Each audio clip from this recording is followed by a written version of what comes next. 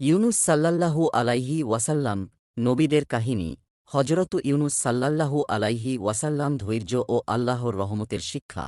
হজরত ইউনুস সাল্লাল্লাহু আলাইহি ওয়াসাল্লাম ছিলেন এক মহান নবী, যিনি আল্লাহর আদেশ অনুযায়ী নিনোয়া নামক এক শহরের মানুষের কাছে দাওয়াত দিতে গিয়েছিলেন।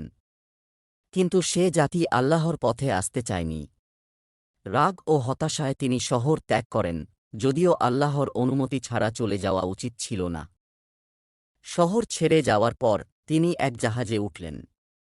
কিন্তু সমুদ্রে ঝড় উঠলে জাহাজের লোকেরা সিদ্ধান্ত নিল যে একজনকে পানিতে ফেলতে হবে। লটারিতে বারবার ইউনুস সাল্লাল্লাহু আলাইহি ওয়াসাল্লাম এর নাম ওঠে এবং অবশেষে তাকে সমুদ্রে ফেলে দেওয়া হয়। আল্লাহর হুকুমে এক বিশাল মাছ, অনেকে বলেন তিনি, তাকে গিলে ফেলে। অন্ধকার, গভীর সমুদ্র ও বিশাল মাছের পেটে বন্দী অবস্থায় ইউনুস সাল্লাল্লাহু আলাইহি ওয়াসাল্লাম বুঝতে পারলেন যে তিনি ভুল করেছেন। তখন তিনি বিনীতভাবে আল্লাহর কাছে তোবা করে বলেন, হে আল্লাহ, তুমি ছাড়া কোনো মাবুদ নেই। আমি সত্যিই ভুলকারীদের অন্তর্ভুক্ত ছিলাম। তার আন্তরিক দোয়া কবুল হল। আল্লাহ তার প্রতি দয়া করলেন। ৪০ দিন পর বিশাল মাছটি তাকে তীরে ফেলে দেয়।